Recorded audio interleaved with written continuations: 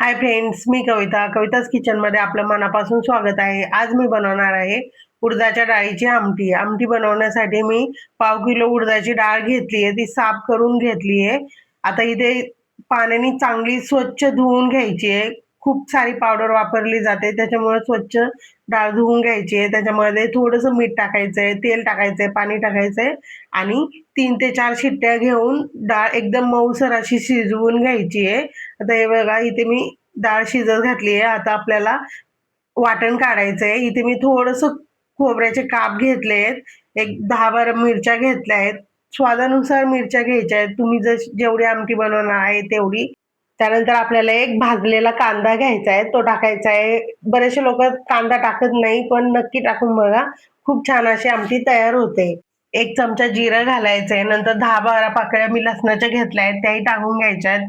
कोथिंबीर टाकायची आहे आणि पाणी टाकून हा मसाला एकदम बारीक असा वाटून घ्यायचा आहे. आता इथे कढईमध्ये मी तेल टाकून घेतलंय. त्यामध्ये लसणाच्या पाकळ्या टाकायच्या आहेत.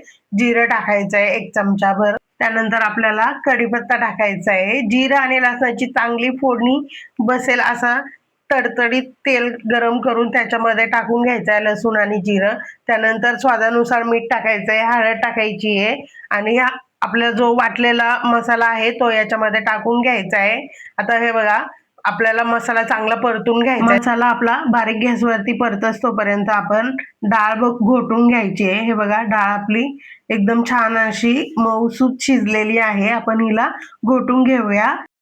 आता आपल्याला ही डाळ मसाल्यामध्ये टाकून घ्यायचं आहे. आपल्याला जेवढी आमटी बनवायची आहे तेवढं आपल्याला पाणी घालून घ्यायचं आहे याच्यामध्ये आणि वरून थोडीशी कोथिंबीर टाकायची आहे आणि चांगली खळखळ अशी उकळी घ्यायची आहे, म्हणजे एकजीव होऊन येईल आणि आपली आमटी खूप छान अशी तयार होईल. हे बघा, आपली आमटी तयार आहे. आता आपण हिला काढून घेऊयात आणि गार्निशिंगसाठी थोडीशी कोथिंबीर वरतून टाकून घेऊयात. तयार आहे आपली उडदाची आमटी. माझे व्हिडिओ तुम्हाला आवडत असतील तर प्लीज लाईक, शेअर, सबस्क्राईब करा आणि माझ्या चॅनलला फॉलो करा. धन्यवाद.